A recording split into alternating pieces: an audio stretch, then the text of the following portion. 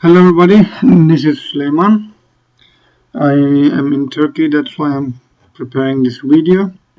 And I will be talking about part 3, Understanding Students from the book of McKeachie's Teaching Tips.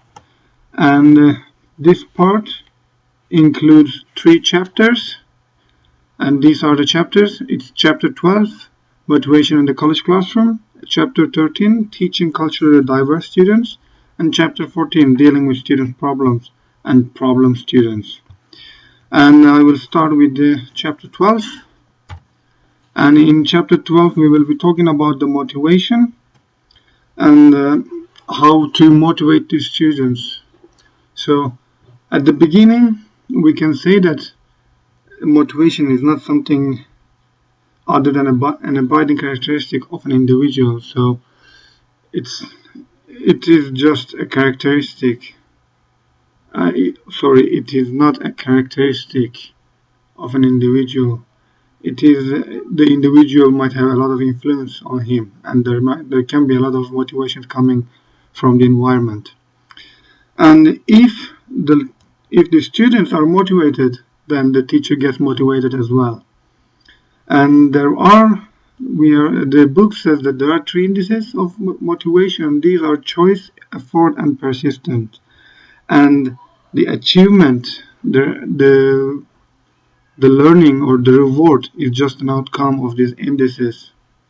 These are the things that are affecting, and at the end we are getting a result. And for the motivations, we have several types of motivations. I think it's like 5 here and 3 will be in the next slide. So in total, I think it's 8 types of motivations given in the book. There might be more, I don't know. And first motivation type is autonomy and self-determination, which is the self-determination of the student and having control of the environment and being able to work alone. So it is like choice of paper topics, choice of test questions, and choosing the due dates. So the teacher can let the students choose the stuff, choose their environment, and then they will be self-determined and they will have control. And there are intrinsic and extrinsic motivations. These 2 were given together in the book, but I wanted to write them individually to give the difference between them. So intrinsic motivation is the motivation that comes from inside the student, such as like being interested in learning the subject. But extrinsic motivation is like the motivation that comes from outside, such as the grades, recognition, and approval of the others. So the grade is something that the teacher gives, but this is still motivating the student, or the recognition is given by the society. So this is an extrinsic and external motivation. And this type of motivations are mostly beneficial when they contain an informative feedback, like when the teacher gives the grade, the teacher might give some feedback how the student can improve his grade. And these kind of motivations can be used as complementary to the other motivations, like intrinsic motivations. So you can tell the students if they're successful in something, then they will be rewarded, and this is something good. This can be complementary. And the other one is expectancy value theory. In this one, the student gets motivated when he thinks that the subject is important and the teacher believes that they will be successful. So if you have belief in the student, this will motivate the student. And one of the other types is social goals and motivations. So let's say there is a student in 3rd class and helping the students in 2nd class. So in this case, the student becomes socially responsible. So responsible of the knowledge of the students who are in 2nd class. So they feel responsible, and because of this, they get motivated to learn more and teach more to their friends. And we have mastery and performance goals. These 2 motivation types were also given together in the book, but I wanted to again separate them and to give differences between them. Mastery goals, they are intrinsic motivation types. It's the desire of understanding and mastering the subject. So in this one, the student focuses on learning, and they might have adaptive outcomes like good results.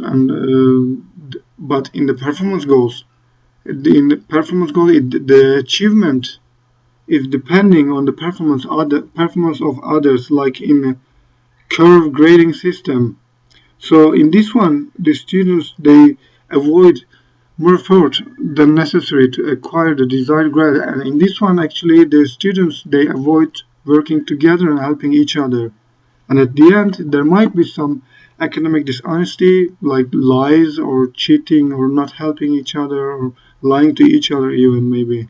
So this puts some kind of race between students, which is not very good, I guess. And I think this is the last type, the attribution theory. And in this one, when the student fails, no, it's not the last one. No, yeah, it's the last one, sorry. Attribution theory is the last one. And in this one, when the student fails, then they think about like, okay, what was wrong? What did I do wrong? What was the cause of this failure? And then there can be two types of failures, like internal failures and external failures. And in internal ones, the student will say, okay, the cause is me, myself. It's because I didn't study enough, maybe. But in the external one, usually they are uncontrollable, and then the student might think that he will never understand this subject because he doesn't have any background, or he does not have any interest, or is not intelligent enough. But in here, the teacher should come in and try to motivate the student and make him believe that it's an internal and controllable cause, so the student can change it by maybe putting more effort or studying for a longer time. And what can we do to put in these motivation types into practice? Well, we have several suggestions from the book. First one is planning the assignments and letting the students have control, so they can choose. For example, in the examination, you can give 6 questions and ask the student to choose only 5. So the student will have control over the environment, maybe not fully control, but still semi-control, and this will motivate the student. And the teacher can project his own motivations, so the students might be influenced by these motivations as well. Another step can be feeding the students intrinsic motivation by just the teacher can be very well prepared, and the teacher might make the lecture more interesting and maybe more dynamic or more active, and do some events maybe during the lecture, so the students will be more involved in the lecture, and this will motivate the students. And the teacher can again foster the mastery of the student by encouraging them to revise their writing. Like the teacher can go through the paper of the students and give them feedback and encourage them to revise their writing, and this will again motivate the student. And while grading examinations, the teacher should actually use a criterion reference approach instead of a normative one, such as like the teacher shouldn't compare the students to each other, but it should be a discrete grading system, and the students should know what to do to be able to pass the course. And the teacher should frequently check if the students are being accustomed to the format of the course, if they are getting used to the format of the course. Like the teacher might have quizzes or frequent assignments, so the teacher should check if the student is getting used to this, and if they are learning from their mistakes. And when grading the tests, again, the teacher can do a frequency distribution, and like if all the students are failing one of the questions, then maybe that question can be dropped, So the students will be happy about this, and they will be motivated, and they will think that the teacher is on their side. And if there is such a question, a common question that is being failed by almost all students, then the teacher should maybe teach it again later after the exam. And at the end, or at the end of assignments, or maybe the examination, the teacher can provide informative, constructive, and non-controlling feedback. Like, instead of saying you shouldn't do like this, but you should do like this, then it becomes a controlling feedback. But instead, the teacher shall just give some advice maybe to the student, instead of just forcing them to study in such a way that the teacher wants. And that was the end of motivations, and now we are in chapter 13, teaching culturally diverse students. And I think, at least in our department, this is very common, and usually we have a lot of Erasmus students coming in. Previously we had a lot of free movers, but now they need to pay, so there are not many left.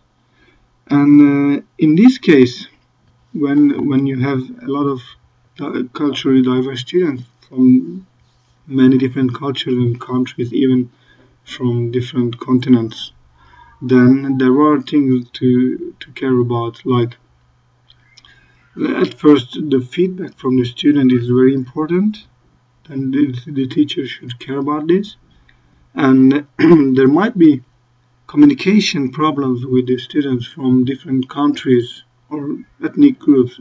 For example, in the United States, it might be like there are African Americans, there are natives, and there are European Americans, and so on.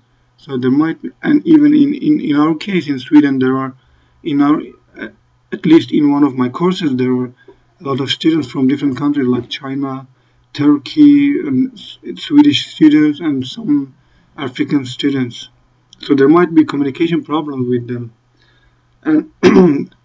But the teacher shouldn't think it like the student is a failure, but the teacher should think about the reasons, and one of the main reasons is cultural difference, actually. And their behaviors might mean different things.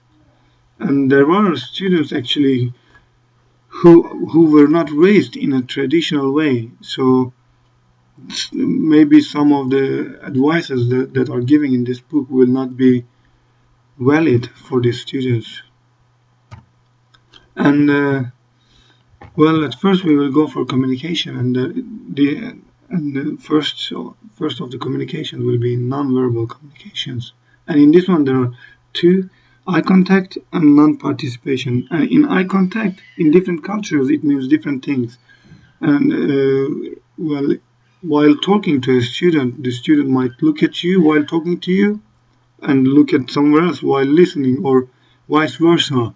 And this depends on the culture. And even in Asian culture, looking at the teacher or someone with a higher status is considered as being rude. And in non-participation, for example, the student is not participating in the class, but it might not be because the student is lazy or did not study, but it might be because of some cultural background. Like, in some cultures, raising a question to the teacher is not encouraged, and it's seen as being like questioning the knowledge of the teacher, or if it is something rude. And some students are afraid of the spotlight effect. It's like they don't want the attention of the whole class on them, and they get stressed under this. And there might be another reason, like being not trusting the motives of or intentions of the others, maybe the teacher. Then the student might think that the teacher is against me. He is trying to humiliate me in the class by showing that I don't know something. And in verbal communication, there are two types again. Reluctant speech. It's like when the teacher asks questions to the student, the student might be afraid or might be shy, embarrassed, so the student can look down and then not to the teacher, and it might be very slow. But this is again might be causing because of the cultural background. Like in some cultures, they are concerned about insulting the teacher, or again concerned about being in the spotlight, and again this concern related to the trust issue. But circularity and linearity, these are two different types of answering a question.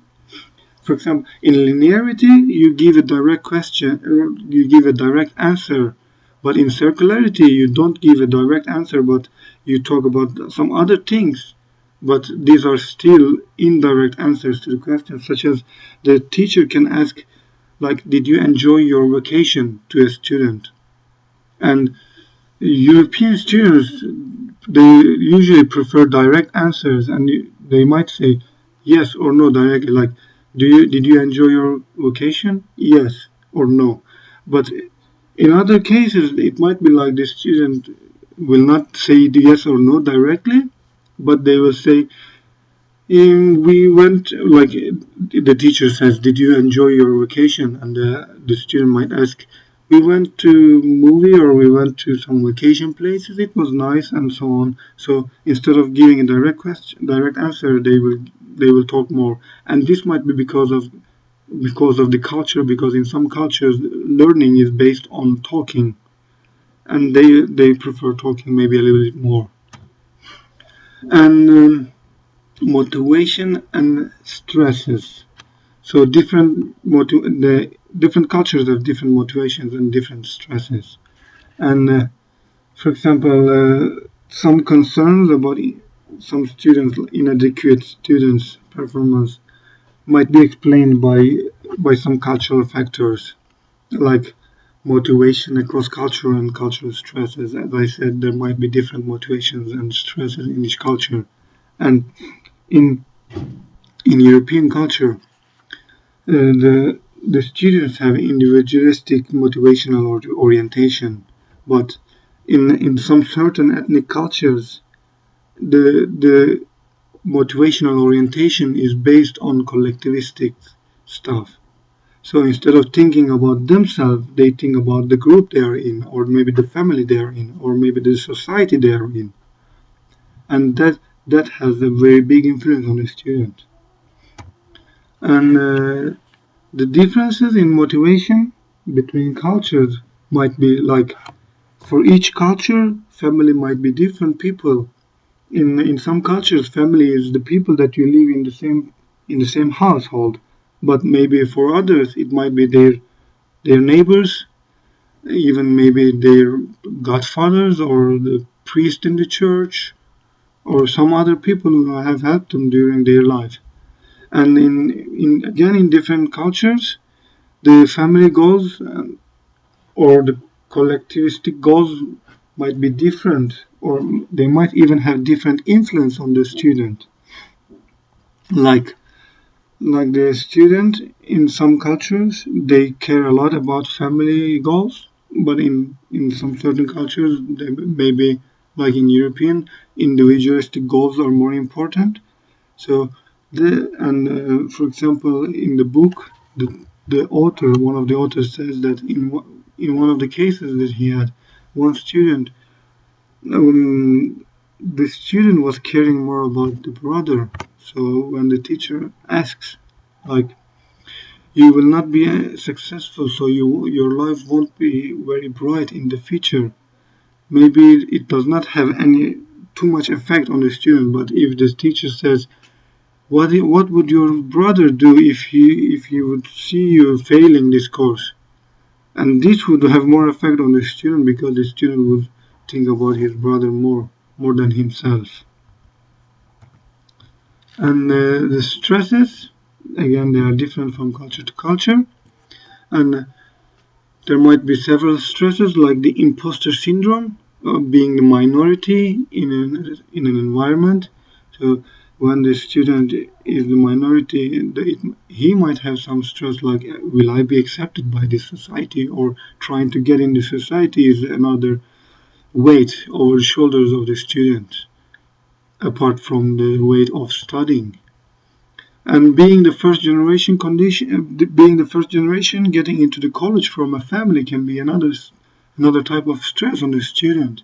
And well, usually it might be in the societies which are not very rich, and then they didn't have maybe the money or the time to go to the college, but finally they get one of their children to go into the college, but the child then is the first generation and they don't have any experience from the family, so no experienced family member can help them about the problems that they will have in the college. And this might be a little bit stressful for the student. And acculturation anxiety is like the stress of losing cultural identity while trying to get into this society in the college. So there maybe some of the family members will accuse them be getting away from their culture, and then this will put a lot of stress on the student. And how do we increase the motivation of the student then? Well, we can figure out which goals are more important to the student. Either it's family goals or they are individual goals of the student himself. And another step could be inviting the significant family members to the school environment to help the student. So the student will be a little bit maybe stressed but more motivated by this family member, and then they will try to put more effort into studying and passing the courses maybe. Well, how do we deal with these stressors? Then at first, of course, we have to understand the source of the stress, and then maybe we can help the student. And then if we will know that, if let's say we realize that the student have imposter syndrome, then the teacher should warmly welcome and accept the student, and he will be the first one to accept him. And then he will be encouraged to get into the society, and they should be made aware that they have an opportunity to study in the college and they shouldn't miss this. So they should be a little bit maybe forced to get into the society and get rid of this imposter syndrome and think about other stuff like studying or passing the courses or using this opportunity. And the solution for the first generation condition is that having the families of the student coming to the college and visiting them for a while, so that the family will see the environment in the college and they will understand the situation of the student, and then they might be starting to help the student, and they will understand what pressure the student have, and this will help the family to help the student. And there might be some students which are having homesickness, and well, there is not much that the teacher can do about this, but maybe encourage them to have a call to the home, and this phone conversation will help them get refreshed, and maybe a short visit to their home can be helpful. And tailoring your teaching methods, well, this is one of the part in the book giving.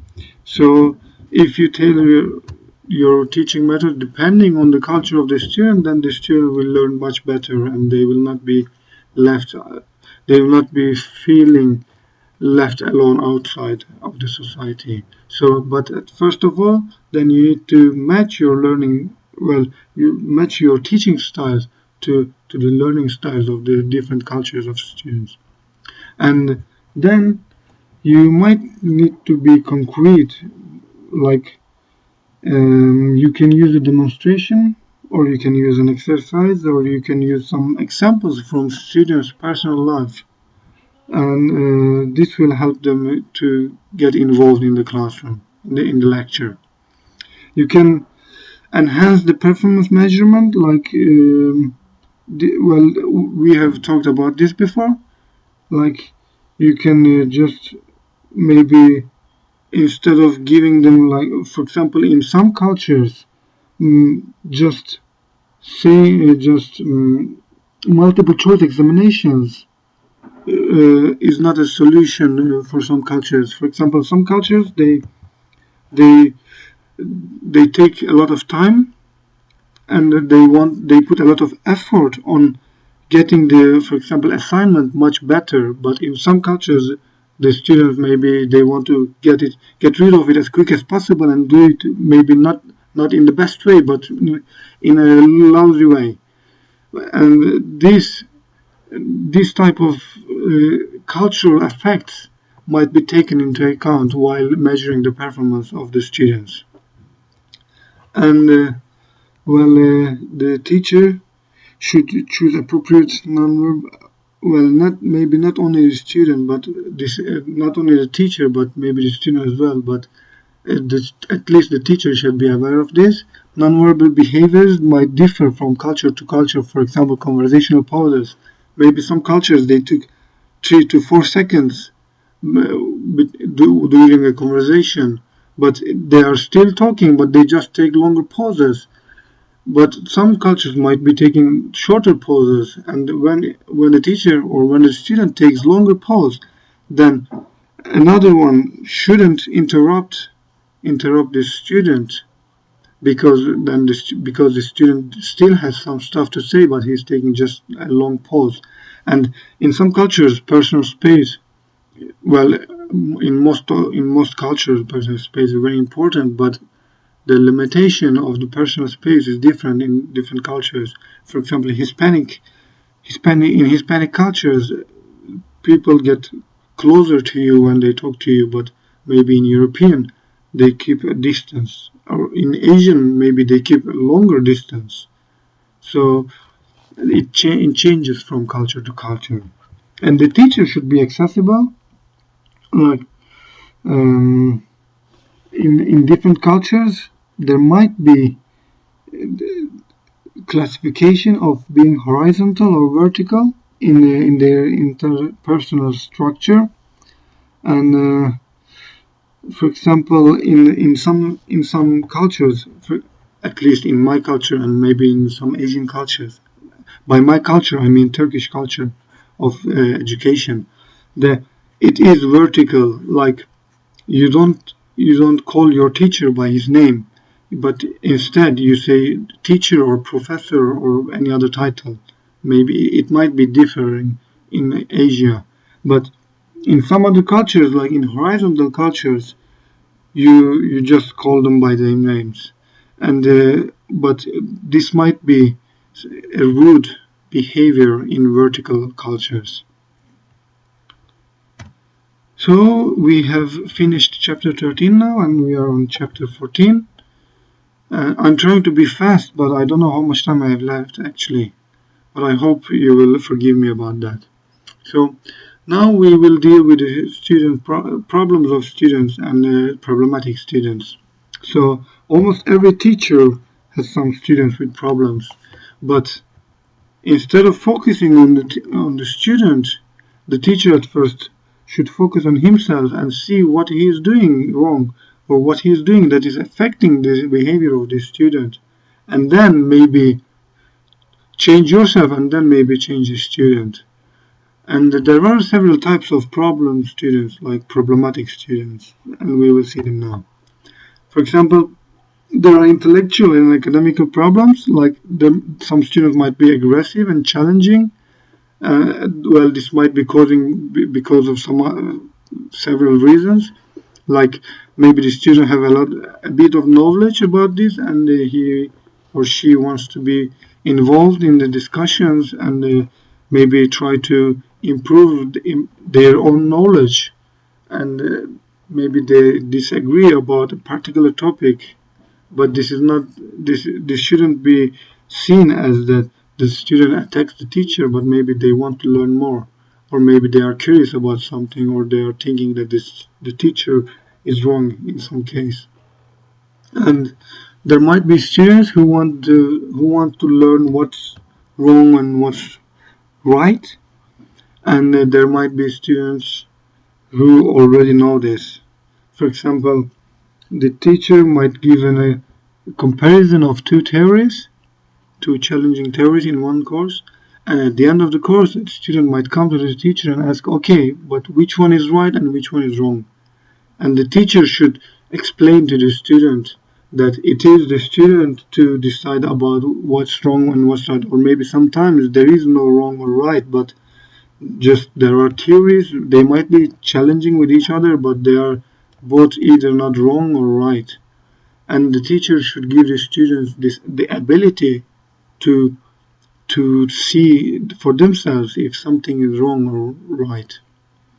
And there might be some students who are underprepared for the course, or they are struggling to understand, and this might be because they didn't have enough background knowledge and they didn't have enough prerequisites of the course, and the teacher should maybe help them to find the resources to catch up with the others. And the next one is individualized teaching and mentoring. Like, if one student is having a lot of trouble, then maybe the teacher should individually talk to the student, and maybe the student would need a mentor helping him, like from an upper class. And like if the student is third class, and then a fourth class student or a senior student could help a freshman student. Well, and class management problems. When the teacher is managing the class, there might be problems, like there might be attention seekers, or there might be students who dominate the discussions. Well, at the beginning of the course, attention seekers might be good for the teacher because they will be keeping up the discussions or the interaction between teachers and students. But later on, the teacher and the student might be getting bored of these attention seekers, and there might be some very well knowledge students who will be dominating the discussions, and the other students will be backing off and letting this maybe several students talk during the courses, and they will not talk at all. And the teacher should avoid this by making maybe the putting the students into a group and first letting them to discuss within each other, and then maybe discuss with the teacher. Or if nothing works, then the teacher might talk to the attention seekers or the students who dominate the discussions, but without harming them. The teacher can talk to them, like the teacher can say to the students, like you are having all the weight on yourself in the discussions.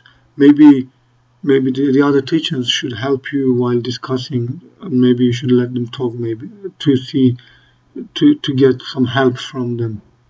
There might be some inattentive students, like the students who are not attending to the classes, and maybe the teacher should talk to the students, or maybe the teacher motivate them or get them interested in what's being told in the lectures. And there are some students who come to the class unprepared. Well, some of them might have reasons, some of them might not have any reasons, and then again it's the teacher who should take an act. Well, if the student has an excuse, then that student might be ignored, but the other students should be motivated to come prepared. Like the teacher can give assignments to them and tell them specifically what part of, for example, what part of the book they should read, and the teacher should be concrete about this, and then the students will know what to do. And if the student still comes unprepared, then maybe the next step could be talking to them individually. There might be the flatterer, disciple conman, like, okay, there might be students saying the teacher, oh, you are the best teacher I've ever seen, or your teaching methods are the best, and so on. There might be students who are saying it honestly, but there might be students who are lying. So it's the teacher, but the teacher should think it as like the student is honest. But if it goes on and on, and then the teacher might start to understand who is the flatterer, and then maybe take some action on that. And then there might be students with excuses, and I think the book was saying, depending on a research, 2 over 3 students were saying that at least once in their college life they used a false excuse, just maybe to get some more time for an assignment. Well, it is very difficult for the teacher to realize this, but instead the teacher can do something like, can give a deadline and say, for example, the author was doing this, he was giving the deadline, and then he was saying, after the deadline, if you bring it later, then you will be getting lower grades because you had longer time to study maybe, or to get prepared.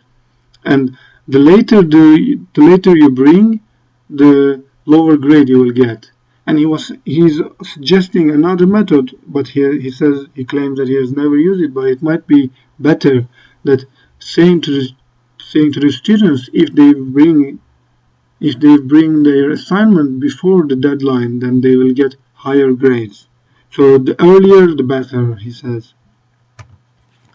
Well, there might be emotional problems like angry students, and the students might be angry, mad at you, like maybe because they failed in a course, or they got a low grade, and they might be accusing the teacher, but the teacher should take them into account. The teacher should be concerned and should talk to them, and at first the teacher should listen to them, and if necessary the teacher should accept that he was wrong. But in some cases the teacher might need to say that he needs to make this grading, and he used his best method to do this, so there is no more that he can do. And in some cases maybe the teacher can ask for some help, like for some objective colleague to see and check who is right. And maybe the teacher should talk to the student in the classroom and ask other students who is wrong, who is right. But this might have some risks, like one of you, like either the angry student or the teacher, might be left alone, and the students will support only one of them, and that might upset the other one. And there might be discouraged, ready to give up students. Well, these students are usually afraid of studying, and they think that they are not good enough to study, or they will not make it. But the author gives a nice example, for example, about PhD students, and they are saying some of them, at the beginning, they might be very, very encouraged to study, but at the end, or maybe in the middle, they start to be discouraged because they think the things are not like they expected.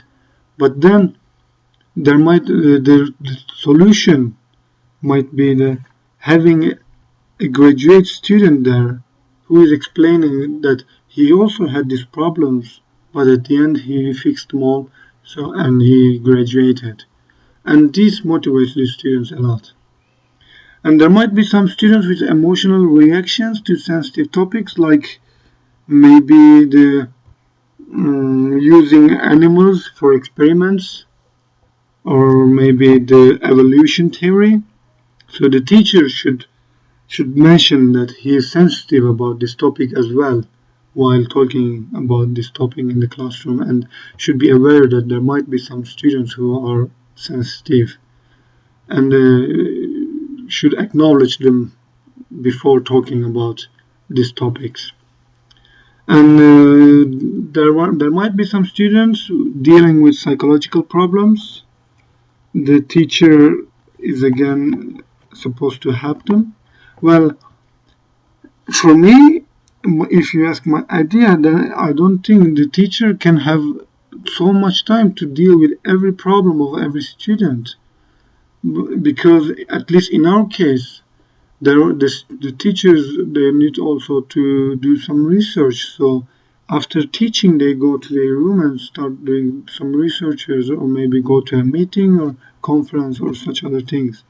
But dealing with the students will take a lot of time. But I don't know, maybe there could be some other, maybe institution within the university who would help the students about these things. But okay, it's the teacher who see them one by one, like face to face in the classroom. So the teacher might see if the student has some problem.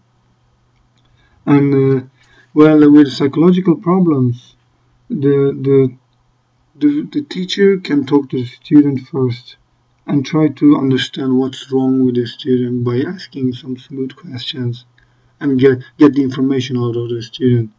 And then at the end, maybe help them go to a professional, or even, as the author says, the author was sometimes calling to the professionals to get some time for the student. And then this motivates the student to see the professionals and get professional help. And there might be even potential suicides. And the author says that there might be students that you see in the classroom.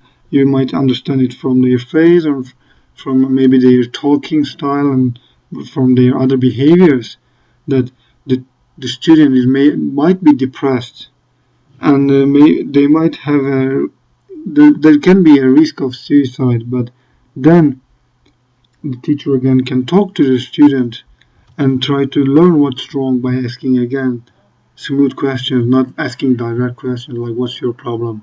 And then the teacher can maybe get some professional help to them, and or like encourage them to get some motivation, some professional help. And then the student might go to this place and get some professional help and maybe get better. And I wanted to add conclusions to the chapter 14, and this is taken actually from the book, but I didn't have much time. Actually, I am doing this presentation this morning, so I hope you will forgive me. And well, in the conclusion, our author says that don't like controversy, so try to solve the problems and try to use it as critical thinking ability, and listen to your students and get them to listen to each other as well, and be calm and don't respond immediately, don't rush to respond. You could just think a little bit and then respond, and maybe respond after the class, after the lecture, or talk to the student in your room, one face to face. And and then maybe don't again. The next point is the same. Like listen to the student first, and then give them answer or alternative, suggest them stuff when you are confident that you understand the student. And when you have a problem, you might talk to your colleagues and ask what they would do and get some help from them, maybe or even get help to read. Maybe give the paper of the student for them to read, and so they can give you an opinion of maybe what you have done wrong or what the students have done wrong.